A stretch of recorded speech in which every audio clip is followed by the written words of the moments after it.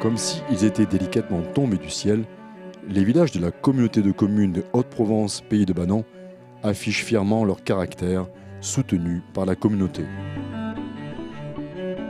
Discret et ordinairement tranquille, le village de Pierre-Sèche de Saint-Martin-les-Eaux a vu sa quiétude troublée par un aéropage d'édiles venu constater que l'apparente somnolence des peupliers cachait en fait une effervescence mesurée de projets devenus réalité. Si les 120 âmes du village se recroquevillent autour de l'église romane, celui-ci se déploie timidement de quelques 6 logements sociaux à la facture exemplaire tant par leur conception que leur réalisation.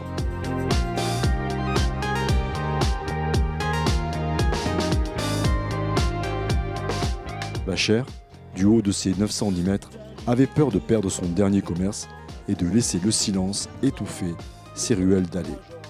La communauté de communes sollicitée délia sa bourse pour permettre au village d'entendre en son cœur chanter le comptoir d'un bistrot de pays, restaurant, épicerie. Ici, pas d'hôtel 3 étoiles, mais le luxe de l'authenticité partagée.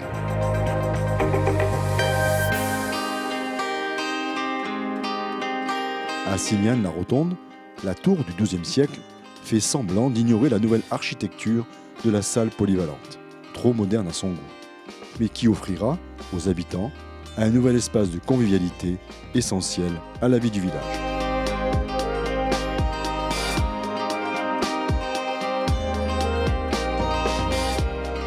À ça même de faire bonne mine. Grâce aux efforts de la communauté, le village a pu voir une superbe maison des assistantes maternelles se nicher au cœur des grands feuillus.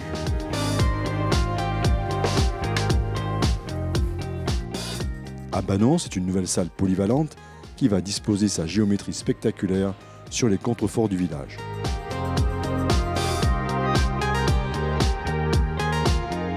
Le complexe sportif, qui montre ses muscles et ses 1580 mètres carrés à l'entrée du village, devra se mettre à la diète calorique et verra une amélioration thermique de ses bâtiments.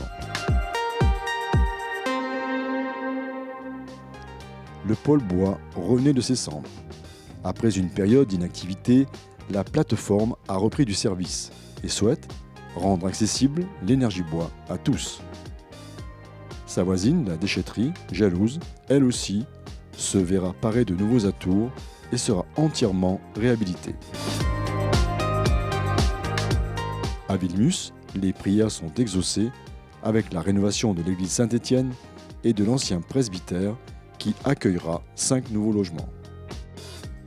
À Man, la réhabilitation des logements sociaux et un nouveau commerce voisineront désormais avec les platanes de la place de l'église. Le village, au fil du temps, se dessine un nouveau visage. À Saint-Michel, on entendra bientôt le balbutiement des tout-petits dans une toute nouvelle crèche. Une nouvelle naissance est également très attendue, celle du planétarium qui va donner du relief à l'attractivité du territoire.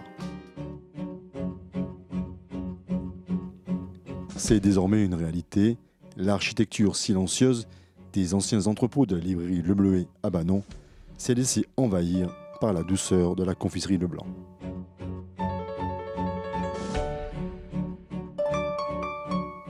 Le secret de cette réussite, c'est la volonté farouche d'une poignée d'élus des services de l'État de soutenir des projets forts et réalistes de développement du territoire.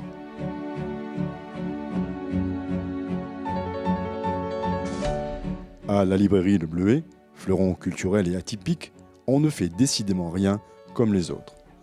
C'est Mazarine Pinjot, fille du président François Mitterrand, qu'elle a accueillie pour un café littéraire et qui restera longtemps dans les mémoires, tant l'écrivaine se montra attachante de sincérité et de simplicité.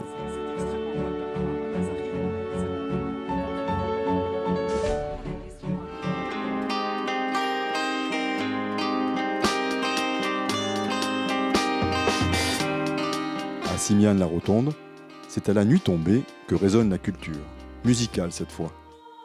Des artistes de renommée internationale viennent chaque année remplir de leurs chants et instruments anciens l'architecture romane à l'acoustique exceptionnelle.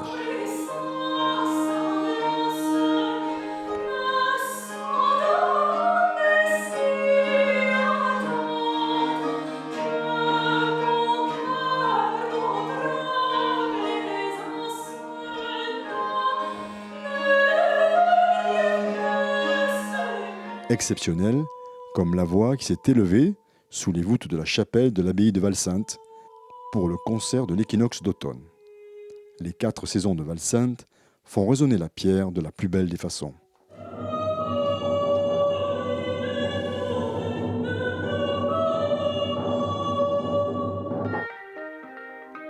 Val-Sainte, c'est aussi et surtout un jardin singulier qui s'épanouit autour de l'abbaye, juché sur un promontoire de grès à 600 mètres d'altitude. Au rythme des restanques, la Voie des Roses, véritable parcours initiatique de la Reine des Fleurs, nous emmène dans une balade hors du temps, dans un jardin pas comme les autres. Un jardin labellisé remarquable, distinction décernée par le ministère de la Culture.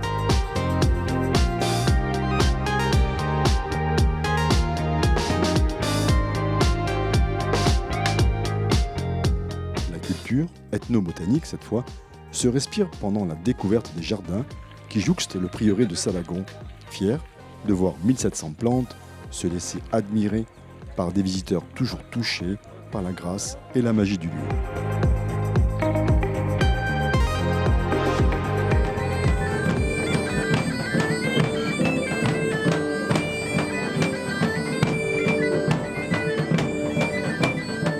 À Banon, l'incontournable fête du fromage fut servie sur un plateau riche en couleurs, malgré une météo capricieuse.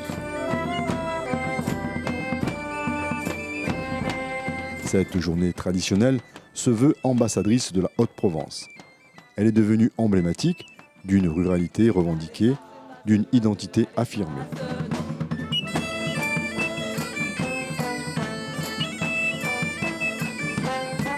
Les records de fréquentation, battus d'année en année, signent de belles manières son succès.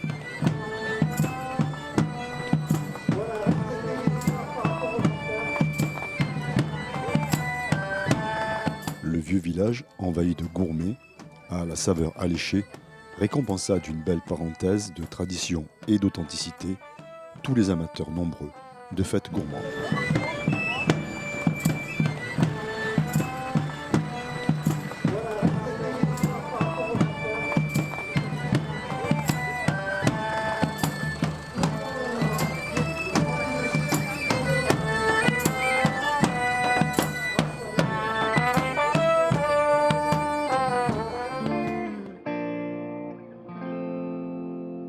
Si le thermalisme de Saint-Martin-les-Eaux appartient au passé, à un événement original, le bagne à tours pourrait être un signe annonciateur d'un nouvel horizon thermal pour le petit village de Haute-Provence. Nous avons décidé de faire partager l'expérience incroyable du bain russe, c'est-à-dire c'est un bain de vapeur de tradition russe, et de le faire partager à travers la France, c'est-à-dire que c'est un sauna mobile qui est construit sur une remorque et qui peut se déplacer à travers tout le territoire. Ça permet de faire découvrir cette expérience à beaucoup de gens, dans beaucoup d'endroits différents. Et ça avait beaucoup de sens pour nous de le faire à Saint-Martin-les-Eaux parce que Saint-Martin-les-Eaux a une histoire thermale très importante et c'était l'occasion de revitaliser et peut-être d'imaginer pour la suite un festival des eaux, quelque chose dans ce type-là, ici. Voilà. Une revitalisation aux effets thermiques et hydriques remarquables. Il fait très chaud, on n'en a pas forcément l'impression quand on arrive parce que c'est une toute petite structure, mais la dimension du poêle, l'isolation à l'intérieur font que la température monte très très rapidement. Une température un peu élevée, même pour les habitués de dossiers brûlants.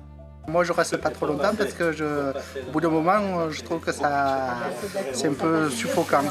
Mais c'est super, hein. Je renouvellerai cette expérience, quoi. C'est très agréable. Agréable et prometteuse pour l'avenir de Saint-Martin.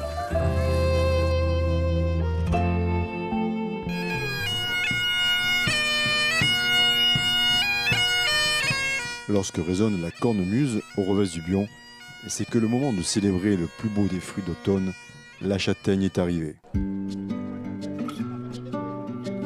Ce sont plus de 10 000 visiteurs qui se pressent chaque année, sûrement amateurs de châtaigne, mais surtout amoureux du goût, de l'authentique, du produit du terroir et de la tradition. Une tradition portée et perpétuée avec conviction par la confrérie des Amis de la Châtaigne.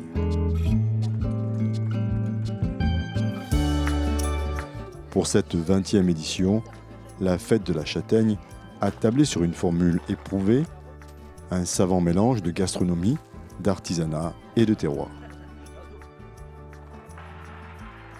Au milieu des senteurs grillées, tout le monde a pu s'abandonner à la douceur automnale, comme pour refuser la mélancolie humide qu'évoque cette saison. Une saison mordorée qui souleva l'enthousiasme. Vive la Provence!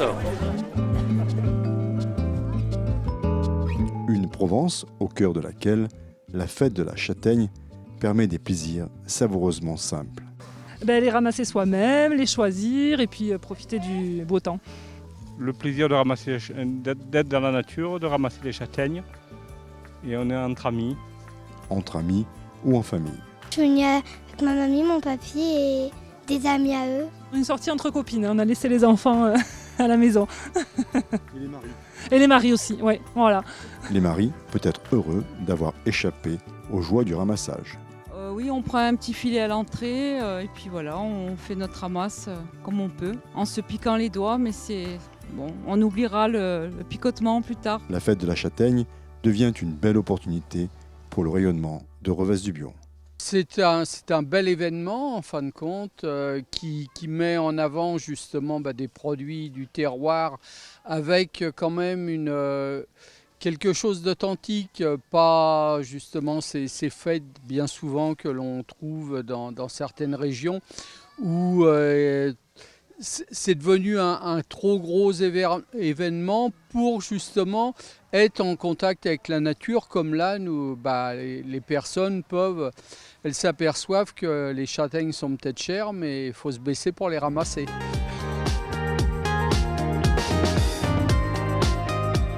La communauté de Haute-Provence, pays de Banon, relève chaque jour de nouveaux défis économiques, sociaux, culturels. Sa mission, aussi difficile qu'exaltante, imagine avec conviction et acharnement des lendemains de ciels étoilés.